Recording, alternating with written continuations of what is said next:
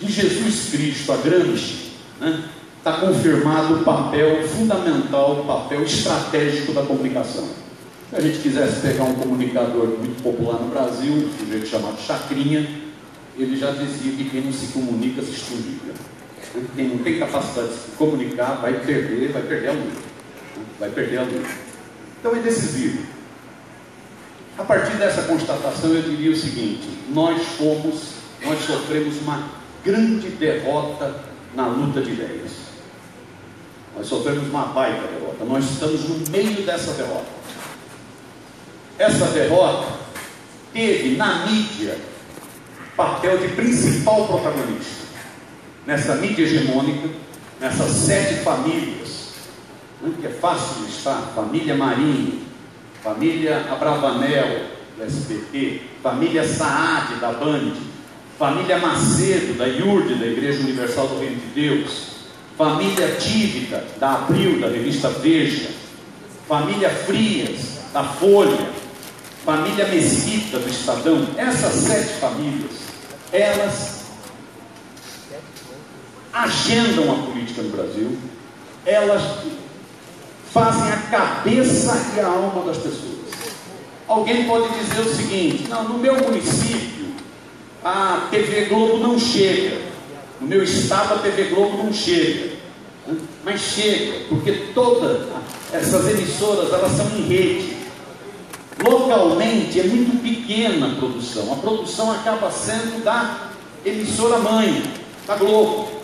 Nos jornais, mesmo no jornal de interior, mesmo nos jornais de várias capitais no Brasil todo, quem alimenta esses jornais, a produção local jornalística é pequena. Quem faz a produção de matérias internacionais e nacionais são as agências Folha e Estadão e Globo. Então, essas famílias, essa mídia hegemônica, e aí o Félix pode falar muito mais, porque estuda exatamente o que são as manchetes dessas, né, o que se produz nessa mídia hegemônica. Essa mídia determina o que o povo brasileiro pensa. Determina. Ela informa e desinforma. Ela manipula. Manipular, como dizia o professor Perseu Abramo, não é apenas mentir, também se mente. Está aí agora o caso que foi citado hoje, do tal triplex do Guarujá. Como se mentiu sobre aquilo. Precisou uma invasão para mostrar a mentira que era aquilo. Também se mente. Mas a manipulação não se dá principalmente pela mentira, como ensinou o professor Perseu Abramo. A manipulação se dá principalmente pelo realce e ocultamento. Eu realço o que me interessa e escondo o que não me interessa. Então, se os trabalhadores estão, por exemplo, numa campanha salarial, se mobilizando, fazem uma assembleia, eu omito, eu escondo. Se esses trabalhadores entram em greve, a greve é poderosa, e eles fazem uma passeata, aí eu realço. Trabalhadores congestionam o trânsito. Então eu vou manipulo imagens, manipulo manchetes. E é isso que vai fazendo a cabeça das pessoas. Essa mídia, que é um poder político, é um poder econômico, essa mídia, em todos os momentos de crise política no Brasil, ela adotou um falso moralismo. Ela posa de moralista. Como é difícil atacar a consolidação das leis do trabalho do Getúlio Vargas, ela fala que o governo Getúlio Vargas era um mar de lama. Como é difícil atacar a proposta de reformas de base do João Goulart, ela fala que o governo João Goulart era um governo de corruptos, era uma república sindicalista. Como era difícil atacar os avanços sociais no Brasil, ela atacava. Mas para poder desmoralizar, ela tem que falar que o PT inventou a corrupção no mundo. E que o PT é a maior quadrilha criminosa do mundo. É como se a corrupção só existisse hoje, só existisse no Brasil, e fosse algo inventado pela esquerda no Brasil. Então, de forma seletiva, ela vai manipulando a sociedade. E isso acaba tendo um papel muito grande. E nós, não soubemos combater essa manipulação. Nós não soubemos combater essa manipulação. Muita gente fala que isso se expressou com muita força em 2013, a famosa jornada de junho. Eu tenho minhas dúvidas sobre isso, na verdade eu tenho discordâncias sobre isso. Na verdade, essa manipulação, ela começou, se a gente quer pegar um momento, ela começa a partir da vitória de Lula em 2002. Naquele momento, essa mídia que tem uma posição de classe, ela começa a tentar desmoralizar esse governo. E vai tentar desmoralizar exatamente como fez com Getúlio, como fez com Juscelino, como fez com Jango. Vai tentar desmoralizar pelo tema mais fácil, um tema de senso comum, que é corrupção. Eu diria que o que nós estamos vivendo hoje, começou com um mensalão, e que nós erramos feio ali. Nós não fizemos um embate de ideias, nós ficamos encolhidos, nós nos acovardamos, e ali eles começaram a estigmatizar a esquerda. Ali o problema não era o Dirceu, ali era estigmatizar a esquerda, era estigmatizar todo mundo que está presente nas lutas sociais. Ali eles começaram, e esse processo foi envenenando a sociedade brasileira, e nós ficamos na defensiva. Nós fomos derrotados, nós fomos derrotados, nós somos derrotados a partir desse processo. Nós somos derrotados com um golpe em 2016 que não tem fundamento nenhum. O aspecto legal utilizado para o golpe foi a tal das pedaladas fiscais. A mídia internacional, que está menos envolvida com o processo político no Brasil, a mídia internacional deu risada desse argumento, que pedalada fiscal todo governo em todo mundo faz. São as chamadas manobras contábeis, que você, por exemplo, numa prefeitura, você tem o orçamento definido, de repente estoura uma epidemia de dengue, você faz uma manobra fiscal para jogar o dinheiro daqui para lá e depois volta. O que foi a base legal para o impeachment, pedalada fiscal, é uma falsidade. Pedalada fiscal foi feita para pegar os governos mais recentes, por Fernando Henrique Cardoso, foi feita por Lula, foi feita por Dilma, e está sendo feita da pior espécie pelo Temer. Esse foi um argumento legal. O outro argumento que se utilizou para o golpe foi corrupção. Mas um argumento sobre corrupção saindo da boca de Eduardo Cunha, um argumento de corrupção saindo da boca de Gedel Vieira, saindo da boca de Romero Jucá, nós perdemos essa batalha. Nós perdemos essa batalha. Teve impeachment, nós dizíamos, não vai ter golpe? Eles deram golpe. E a mídia teve um papel fundamental nesse golpe. Nós estamos perdendo uma outra batalha seríssima, companheiros. Nós temos um dos líderes mais populares da face da terra, um líder que o presidente dos Estados Unidos chamou de O Cara,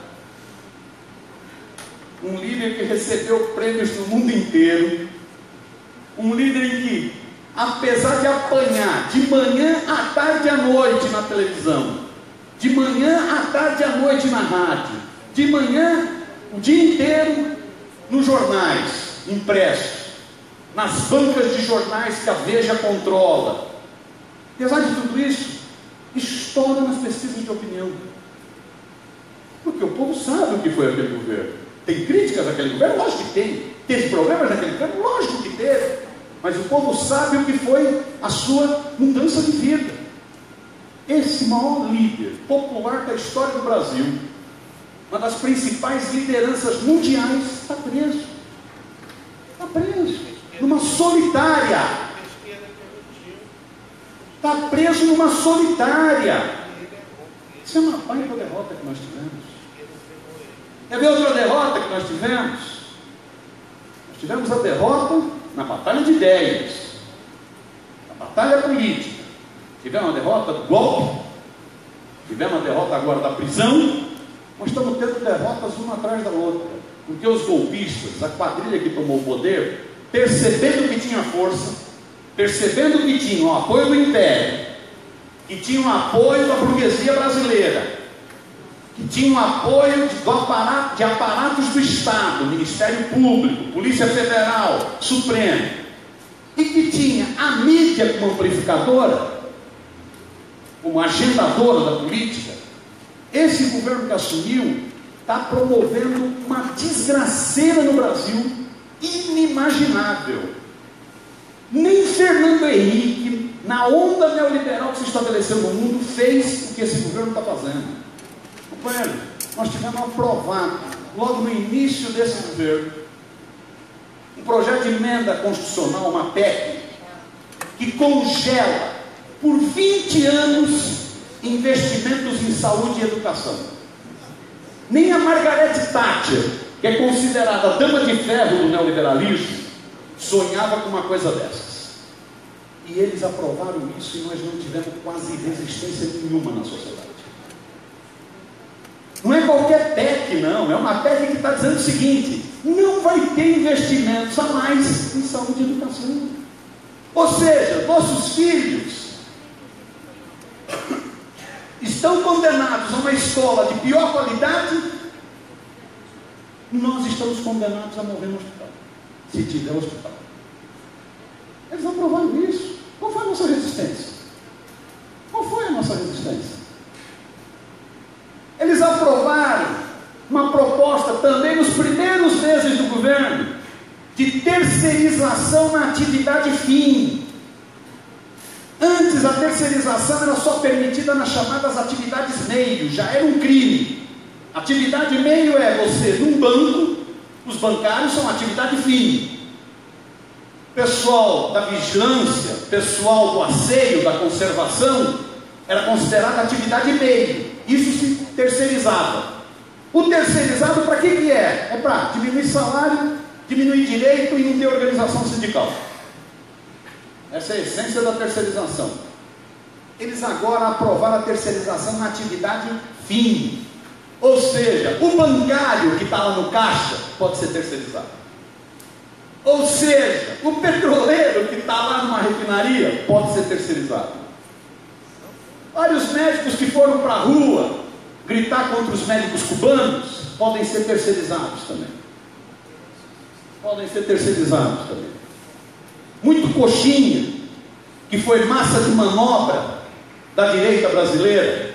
Eu gosto mais do termo idiota, que é uma mistura de idiota feito pela mídia. Muito idiota vai sofrer com esse processo de terceirização. Vai sofrer feio. Porque o processo de terceirização vai pegar principalmente as camadas médias. Porque o proletariado de mais baixo salário já estava pego pela terceirização anterior. Quem vai ser pego agora vai ser profissionais de camadas médias.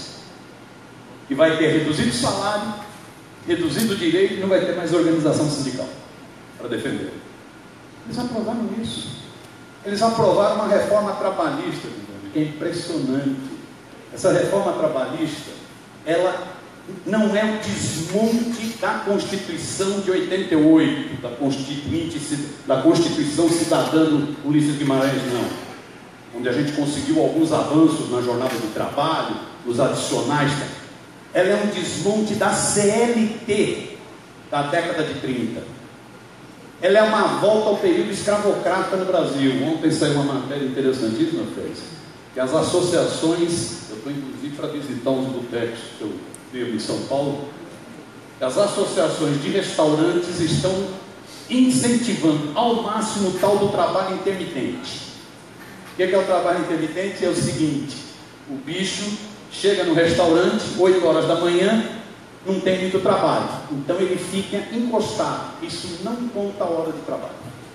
Só vai contar a hora de trabalho a partir do momento que começar o pique no restaurante. Isso já funcionava no McDonald's, ilegalmente, tanto é que o McDonald's foi processado e perdeu o processo. Isso agora vai funcionar em tudo que é estabelecimento. Então o comerciário vai chegar no comércio 8 horas da manhã, não tem nada para fazer, ele fica parado, não computa a hora. só computa a hora a partir do momento que começa a venda. Ele fica à disposição do empresário. À disposição do empresário. É isso que foi aprovado na reforma trabalhista. Qual foi a nossa resistência? Qual foi a nossa resistência? Sabe como a mídia tratou a reforma trabalhista? Mais de 90% da cobertura da mídia da reforma trabalhista foi favorável à reforma trabalhista. Lógico, por razões óbvias. Os marinhos da vida querem que tem funcionários, querem que os funcionários ganhem menos e não tenham direitos. É uma razão de classe. A mídia deu todo o apoio à reforma trabalhista, como deu todo o apoio à reforma da Previdência. E nós perdemos essa batalha. Nós só conseguimos ganhar uma batalha até agora, porque se aproximou demais da eleição e eles perderam a narrativa, que foi a batalha da Previdência. Agora, dependendo do resultado das eleições, a reforma da Previdência entra em votação em novembro, e a gente perde também essa. Ou seja, desculpa estar falando isso depois do almoço, nós sofremos uma baita derrota. Baita derrota, não é uma pequena derrota, não, é uma enorme derrota. Nós apanhamos. Por que nós apanhamos? Eu acho que a razão principal é não ter entendido a importância da batalha de ideias na sociedade. E acho que se os governos Lula e Dilma, essa experiência só foi derrubada, como disse o Franklin ontem, pelos seus acertos, mas caiu pelos seus erros. Se o governo Lula e Dilma tem um pecado que eu considero o principal de todos, é o pecado de não ter feito a batalha de ideias na sociedade brasileira. Tudo bem, teve problema na política macroeconômica, com juros, com câmbio, teve. Tudo bem, não mexeu em temas fundamentais da estrutura, como Renatinha disse aqui, não mexeu com a questão tributária, com a questão do poder judiciário, com a questão da reforma política, ou seja, reformas estruturais, não mexeu. Agora, para mim, o maior pecado dessa experiência foi não ter apostado na politização do povo brasileiro, não ter feito a disputa de hegemonia, esse foi o maior erro, porque esse erro é que está nos fazendo ter essas derrotas agora, sem uma grande capacidade de resistência. Quando a gente falava que estava se cometendo esse erro, ouvia-se em Brasília muita gente falar o seguinte: ei, mas peraí, se politizar demais a sociedade, se fazer essa batalha pela hegemonia, o Brasil vai virar uma Venezuela. Pois é, virou uma Venezuela pela direita. Era melhor ter virado pela esquerda. Ter politizado mais, ter feito a batalha de ideias na sociedade. Não se fez. E nessa batalha de ideias, um aspecto é a questão da comunicação. Não se enfrentou a questão da comunicação. Companheiros, sabendo que o papel que a mídia teve em toda a história do Brasil, em todos os golpes, em todos os retrocessos, houve uma mistura de pragmatismo e ilusão. Ilusão de achar que a luta de classes tinha acabado e que essa mídia ia pegar leve, e pragmatismo achando que fazendo algumas concessões, alguns anúnciozinhos publicitários, ia resolver o problema. E não se enfrentou esse tema. E esse tema podia ser enfrentado, seja com medidas de leis, seja com medidas de políticas públicas. Nós podíamos ter tido muito mais política pública de incentivo à rádio comunitária, de TV comunitária, muito mais política pública de anúncios para pequenos veículos, para veículos alternativos mais críticos. Podíamos ter feito isso, política pública. Política pública, por exemplo, de estimular nas escolas observatórios de mídia, de análise do papel da mídia. Políticas públicas de convocar conferências e audiências para discutir mídia. Pouquíssimo foi feito nesse terreno. E podíamos ter uma ação mais efetiva para enfrentar um debate que é dificílimo, que era o debate da regulação democrática da mídia. E não foi feito. Então nós perdemos essa batalha. Esse, no meu entender, é o maior pecado. Nós estamos pagando o preço desse pecado.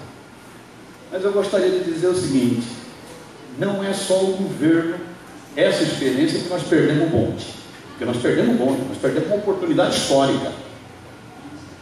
Nós perdemos uma oportunidade histórica, passou. Nós vamos ter que acumular muito para voltar a fazer esse debate. Mas não foi só um problema do Estado. O Estado era o principal, ele teria um papel principal. Como o Estado na Venezuela teve um papel fundamental em democratização da comunicação da Venezuela. O Estado teria, mas o problema não foi só o Estado. Aqui, sem querer fazer penitência, eu acho que a esquerda política e social brasileira pisou demais na bola. Eu acho que talvez a gente tenha acreditado que a classe operária tinha ido ao paraíso, chegado ao poder, e que aí vamos vida tá boa. Eu acho que boa parte da esquerda política e social brasileira se burocratizou, se institucionalizou, se afastou da base, fugiu do debate político, exclusivizou eleições. Eleições são fundamentais, mas eleição não é tudo. Não é tudo, mandato não é tudo. Eu acho que nós tivemos muitos erros. Nós precisamos fazer uma avaliação na boa, não é de flagelação, não é para ficar chorando pelos cantos, né? Uma avaliação profunda desse nosso erro. Nós tivemos erros e nós temos que analisar esses erros para corrigir. Ou nós encaramos a batalha de ideias como uma batalha estratégica, e nesse sentido a comunicação é fundamental, ou nós vamos demorar muito tempo para recuperar o terreno perdido. Nós vamos demorar muito tempo. Eu acho que nós estamos num momento que exige muito mais debate de ideias na sociedade. Eu não sou daqueles, eu não vou entrar na polêmica se jornal de papel não serve. Eu acho que nós devemos utilizar todos os instrumentos. Todos. Sabendo, evidentemente, que a internet vem adquirindo um papel importantíssimo, né? Mas utilizar todos os instrumentos nessa batalha que é decisiva para recolocar o Brasil na democracia. Tudo bem? É isso. Ponto. Obrigada, Lino. Passa agora para o Lalo. Bora, Globo. Boa tarde. É um prazer estar aqui em Maricá. Quero agradecer o Barão de Itararé pelo convite. Agora eu sou o diretor, quer dizer, eu me auto-agradeço. Né? Mas a Prefeitura Municipal, eu tive a oportunidade de conhecer já o trabalho de comunicação da Prefeitura de Maricá no evento que o Barão de Itararé realizou no ano passado em São Luís. Eu acho que este seminário demonstra bem essa preocupação da Prefeitura de Maricá com a questão da comunicação. Eu acho fundamental quando os governos populares se debruçam sobre esse tema. Infelizmente ainda são poucos que têm esse tipo de preocupação e de ação prática, como a Prefeitura de Maricá está fazendo aqui. Eu assisti ontem o debate de ontem, uma parte de hoje de manhã. Eu acho fundamentais esses debates sobre a internet e o futuro da comunicação eletrônica, né, que muda a face da humanidade. Eu acho que o Renato Rovai ontem deixou isso bem claro. Hoje de manhã, outros companheiros também mostraram esse problema. É um mundo novo que nasce. Eu fico imaginando pessoas que viveram até a década de 90, que nos deixaram, se hoje voltassem a viver, com uma diferença de 20 anos, elas estariam totalmente deslocadas. Não é uma diferença histórica secular, é uma diferença de 20 anos. Nós vivemos num outro mundo. Eu acho que esse mundo está mudando realmente com as comunicações, a forma de se comunicar, os meios eletrônicos existentes hoje. Mas o novo, quando o novo nasce, ele não apaga o antigo totalmente. Nós não podemos, e eu vou me ater mais a isso, nós não podemos nos esquecer que aquilo que agora ainda se chama de antigo ainda sobrevive paralelamente aos meios, às novas formas de comunicação, e sobrevive com muita força. Basicamente é o rádio e a televisão. Eu acho que os jornais realmente estão numa fase de decréscimo de influência, ainda que relativa. ainda que relativa, porque aquilo que os jornais escrevem, que poucas pessoas leem, é levado para a grande massa, para a grande população, pelo rádio e pela televisão. O rádio e a televisão decodificam as ideias que estão nos jornais e nas revistas para a maioria da população que não lê. Não lê, mas ouve. Ouve esses comunicadores populares que estão nas manhãs das emissoras de rádio, decodificando aqueles editoriais pomposos numa linguagem popular. Olha, Dona Maria, veja o que o presidente Lula fez ou o que o outro fez. Numa linguagem popular que leva a ideologia da classe dominante para toda a sociedade. Não à toa que o velho Marx dizia que as ideias da classe dominante são as ideias de toda a sociedade. Elas permeiam toda a sociedade. E ele não estava diante dos potentes meios de comunicação eletrônicos que nós temos hoje. As pesquisas, e as pesquisas mais recentes oficiais, ainda são do governo Dilma, na área da Secretaria de Comunicação, pesquisas sobre consumo de mídia no Brasil, mostram que a grande maioria da população brasileira, se não quase a totalidade, se informa pelo rádio e pela televisão. Isso é pesquisa, não é achismo, é pesquisa. Olha, o número cresce, por incrível que pareça, cresce o número de horas de consumo de televisão no Brasil. Cresce, é pequeno, mas cresce. Quer dizer, então há uma convivência entre as modernas tecnologias e essas que nós chamamos mais antigas. E se nós formos perceber, essa convivência não se dá apenas no nível da recepção. Não é só o telespectador, o rádio ouvinte, ou aquele que acessa a internet, que faz essa relação entre esses meios. São os próprios meios que se interagem. Basta você ver quantos conteúdos de televisão e de rádio estão na internet.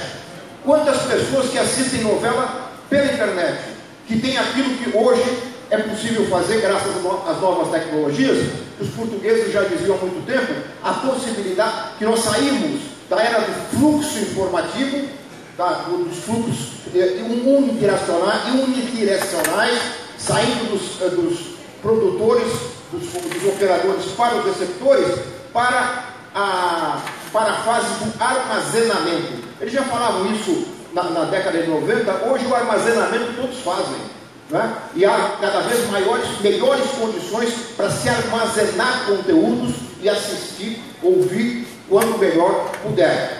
Mas vejam, são conteúdos produzidos nas formas de televisão, nas formas de rádio, veiculados pela internet.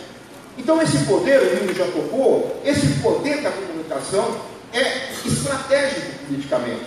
E no caso do Brasil, nós temos aí também mais uma jabuticaba.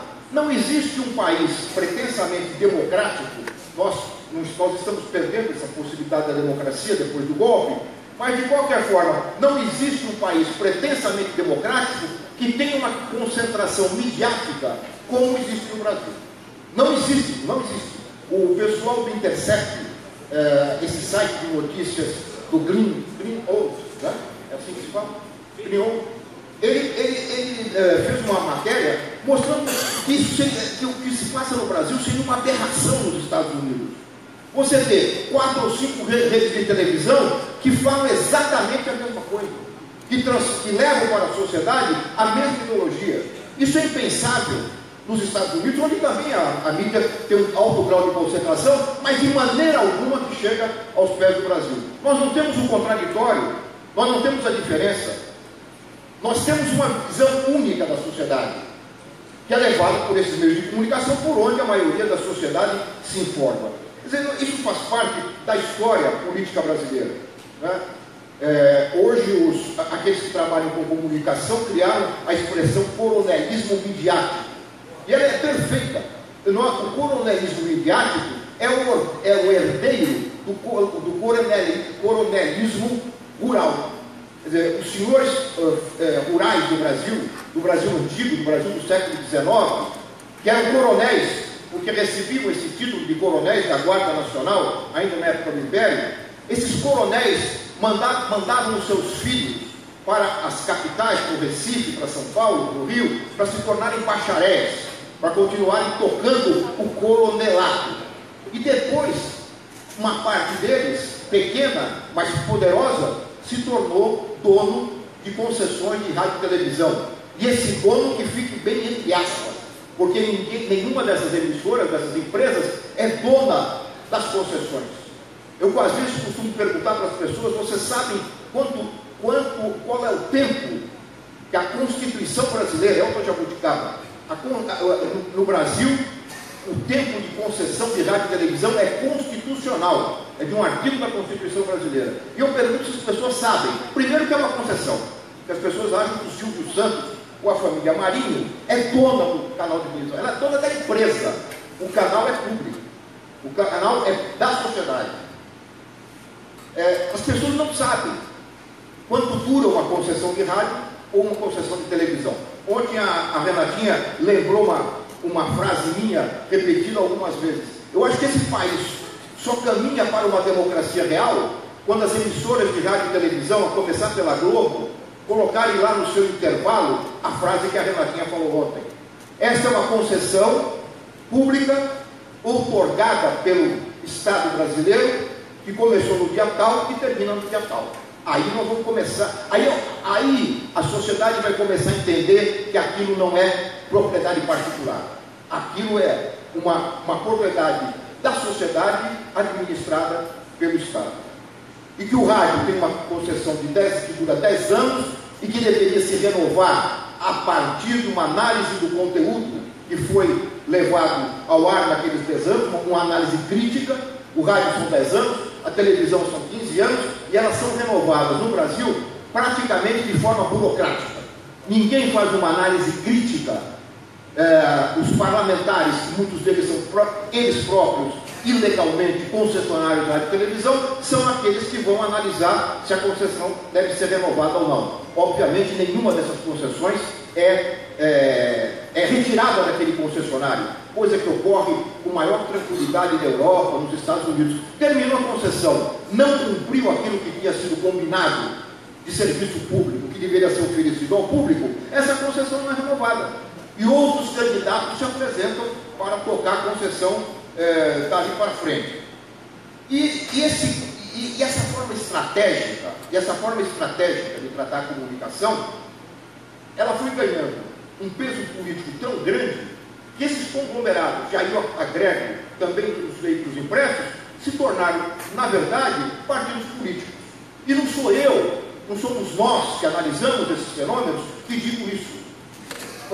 A presidenta, de alguns anos atrás, a presidenta da Associação Nacional de Jornais, a entidade que congrega os grandes meios de comunicação impressos do Brasil, por acaso, e não por acaso, ela também diretora da Folha de São Paulo, disse claramente ainda no governo Lula que se a oposição era fraca, a oposição política era fraca, ou praticamente não existia, quem tinha que assumir o papel da oposição era o meio de comunicação.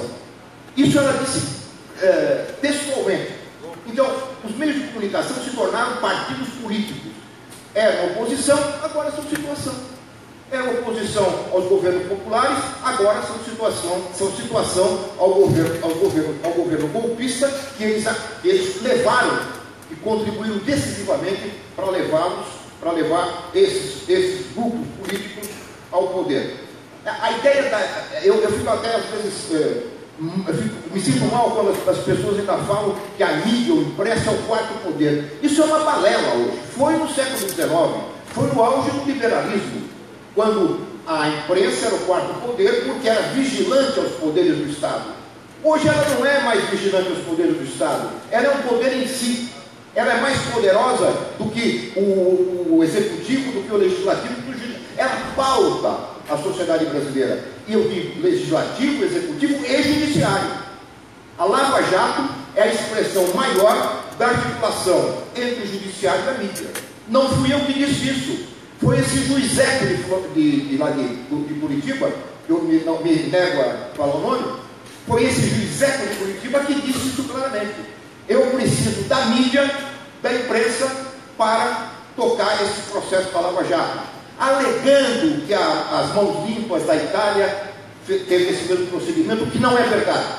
É melhor se estudar melhor o que foi as mãos limpas da Itália para perceber que não é a mesma coisa da Lava Jato. Mas ele usou a imprensa e continua usando. Ou você tem uma decisão, uma decisão, as decisões que eram tomadas para ser veiculadas no Jornal Nacional, os vazamentos tinham direção para a grande mídia, os vazamentos dos processos, dos relatores, tudo era feito em função da mídia. Então, a mídia, claro que a mídia elege e derrota no legislativo, no executivo, mas agora também tem o seu papel de influir no judiciário, impondo as suas ideias, impondo os seus valores, falando para toda a sociedade. É lamentável quando a gente fala, e são vários os relatos que a gente ouve todo dia, das pessoas nos bares, nos restaurantes, no táxi, ouvindo os populares, dizendo, mas eu vi na televisão, é verdade que o Lula é dono da casa da chácara de Atibaia ou do triplex, porque eu vi na televisão. E nós sabemos que a televisão está mentindo, né? Vale lembrar outra vez a ação do eu vou te falar na MST, foi do MTST, Movimento dos Trabalhadores Sem Teto de São Paulo, que mostrou à sociedade aquilo que a mídia não mostrava, as reais condições do tal do triplex do Guarujá. A Folha de São Paulo chegou a colocar, agora, depois que o MTST entrou no apartamento, chegou a mostrar uma foto de um aspecto do prédio muito bonita. Só que não era do apartamento, era do salão de festas. Era do salão de festas. E eles faziam o que o Miro lembrou, que o Perseu lembrava. Eles não estavam mentindo diretamente, mas eles estavam confundindo o leitor, para que o leitor achasse que aquela foto que era do salão de festas, não dizia que era do salão de festas, mas estava claro, tinha uma mesa de bilhar, tinha todos os equipamentos do salão de festas, que não estava lá no apartamento, obviamente, como as imagens que o pessoal do MTST mostraram. Então, eu estou falando tudo isso para mostrar que a estratégia, o papel estratégico da mídia, ainda da mídia antiga, do rádio e televisão, é fundamental nessa luta de ideias que o Miro acabou de falar, e é aquela que se espalha por toda a sociedade, que as pessoas infelizmente repetem, e repetem absurdo, né? Continuam repetindo absurdo. Hoje mesmo eu li, não sei se foi na Carta Capital, que as pessoas continuam dizendo que a dona Marisa deixou um espólio de 15 milhões de dólares, não sei o quê, que o Lula tem não sei quantos o Lula tem não sei quanto por cento do estado do Ceará. 5% do estado do Ceará é do Lula. Essas coisas continuam, e elas continuam, e são repetidas, e aí a internet repete isso, né? Humberto Eco lembrou bem que a internet colocou a idiotice à mostra. Isso é verdade, né? A gente tem tudo para falar bem na internet, mas também tem que dizer isso, né? Deu espaço para os idiotas se manifestarem, e eles se manifestam repetindo essas bobagens. Bom, como enfrentar essas coisas? Eu acho que o Miro falou, mas eu vou aprofundar um pouquinho rapidamente. Nós temos dois caminhos para enfrentar esse poderoso artífice da política, da ideologia, dos valores da sociedade brasileira, que é a mídia nacional. Nós temos basicamente dois caminhos. É a regulação, que nós perdemos a grande oportunidade de regular, principalmente no governo Lula, e os meios de comunicação públicos, os meios de comunicação controlados pela sociedade. Ninguém nunca falou em censura, nem fechar a Rede Globo. Ou essa bobagem, não assiste a Rede Globo. Qual é a vantagem de não assistir a Rede Globo? Nenhuma vantagem. Nós temos que criar os nossos meios. Deixa lá a Rede Globo.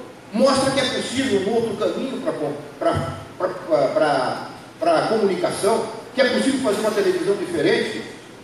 Quando nós tínhamos a possibilidade de ter uma televisão, se tivéssemos feito uma televisão pública brasileira, com capacidade de concorrer com a TV Globo, em pouco tempo nós teríamos 10, 15, 20 pontos de audiência.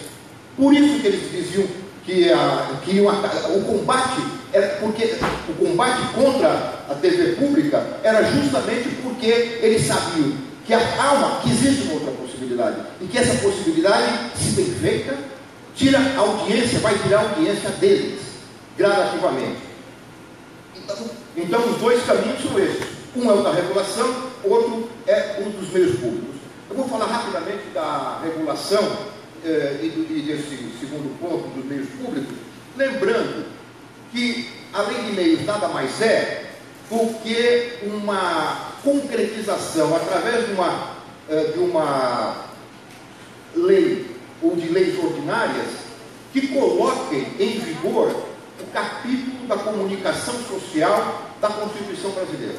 A Constituição brasileira vai fazer 30 anos e até hoje quase a totalidade dos capítulos dos artigos que dizem respeito à comunicação social não foram transformados em lei. Então a radiodifusão no Brasil continua sob vigência da lei de 1962, que foi decretada no governo João Goulart. Para vocês verem que nós temos uma lei de radiodifusão com a televisão digital, com as novas tecnologias funcionando, sob uma lei que era da época da TV em branco e preto, quando o videotape era uma grande novidade. E nós temos exemplos claros de como uma legislação eficiente pode tornar muito mais democrática, esses meios de comunicação.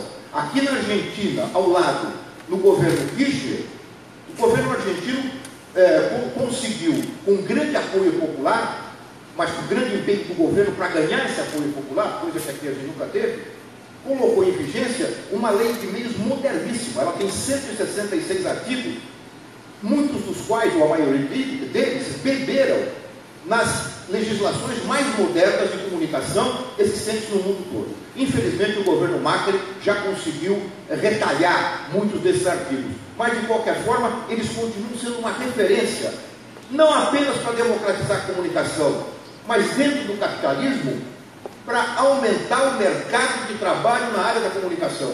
São milhares e milhares de produtores, diretores, artistas que passaram a ter emprego na Argentina depois que se abriu a possibilidade de espaços no espectro de radiodifusão, principalmente de televisão e de cinema, para a obrigatoriedade de que essas emissoras transmitissem produções argentinas. Quanta gente passou a trabalhar a partir disso? São milhares. E eu falo milhares porque são milhares, mais de mil pessoas passaram a ter a possibilidade de produzir para a televisão e para o cinema. O mercado de trabalho aumentou. Aqui no Brasil, a pequenina margem que foi aberta na TV a cabo para a produção nacional já criou um aumento da produção das produtoras de televisão aqui no Brasil exponencial. Foi impressionante.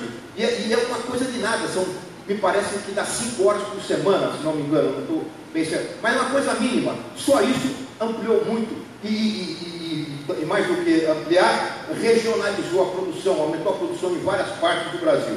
A lei de meios garante tudo isso, além, é claro, de democratizar o espectro, permitir que novos atores possam se comunicar com o público. Infelizmente, no Brasil, desde a Constituição de 88, mais de 10 anteprojetos foram já produzidos no Executivo, tanto nos governos do Fernando Henrique, como no governo Lula, nos governos Lula. Ou no governo Lula, um projeto, todos foram no governo Fernando Henrique. Nenhum desses anteprojetos atravessou a rua, saiu do Planalto e foi para o Congresso Nacional. Porque esses governos nunca se julgaram com condições políticas de enfrentar os pretensos donos da comunicação, que são senadores, que são deputados, e que, na ótica desses governos, se colocariam como contrários a eles, caso o governo mandasse uma lei que restringisse um pouco o poder que eles têm no país. E nós percebemos que o governo Dilma, que não levou à frente, foi o último que não levou à frente o projeto que foi entregue a ela, como o Franklin disse aqui ontem, nem por isso ele foi derrubado por esse Congresso. Quer dizer, não foi porque ela não mandou os meios, que ela não mandou a lei de meios, que ela se permaneceu e resistiu ao golpe. Em linhas gerais, a questão da lei de meios é essa. aqui no Brasil ela é chamada de censura. Quando essa lei, há mais de 80 anos, ela funciona em vários países da Europa, funciona nos Estados Unidos, e só aqui no Brasil ela é chamada de censura, quando na verdade ela é anti-censura. Ela vai contra a censura que é feita pelos meios de comunicação aos assuntos que a esses meios não interessam. Ainda se nós tivéssemos meios de comunicação divergentes, mas nós temos meios de comunicação que têm uma pauta única, então eles censuram o que eles querem. Greve geral não existe no Brasil, como eles não noticiaram a greve geral do início do ano. Uma série de acontecimentos no Brasil, eles são omitidos por essa mídia, que ela sim faz a censura. O segundo caminho, para ser breve, é a comunicação pública. Sem dúvida alguma, é a forma mais democrática de você regular os meios. Porque se você coloca uma comunicação pública de qualidade para competir com a comunicação comercial, em pouco tempo, essa comunicação comercial vai ter que melhorar, vai ter que rever seus conteúdos, porque esses conteúdos são muito ruins. Eles só estão no ar porque não há concorrência de qualidade. A TV Brasil, nos últimos 3 meses antes do golpe, só nesses 3 meses antes do golpe, ela realmente foi uma alternativa aos meios comerciais. Cresceu barbaramente a sua audiência. Eu não sei se alguém teve a oportunidade de acompanhar os debates que eram realizados e veiculados pela TV Brasil nos 2, 3 meses antes do golpe. Aquilo é alternativa. Aquilo a TV comercial não mostra. Imagina se ela tivesse feito isso ao longo dos 8 anos, um pouco menos, de vigência da TV Brasil no ar.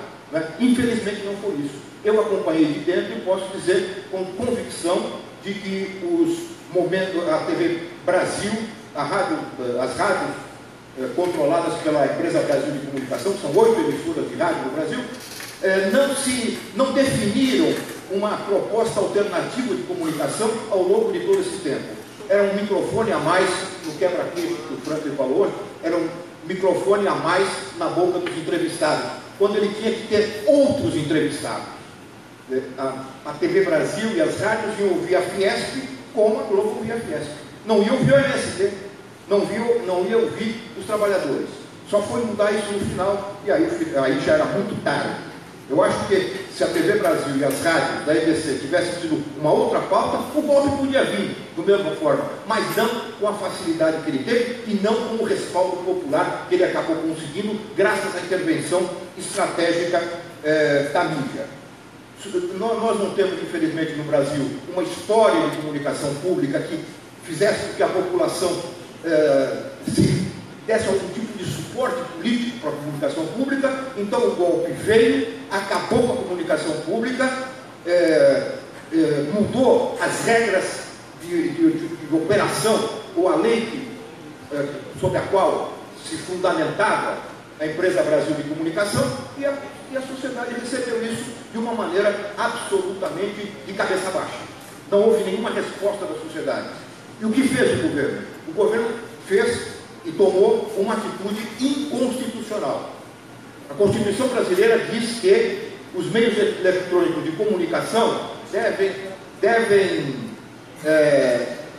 se ater à complementariedade entre os meios públicos, privados e estatais. Os privados, nós sabemos quem são, as Globos e SBTs da vida. Os estatais são as empresas diretamente controladas pelo governo, e os públicos são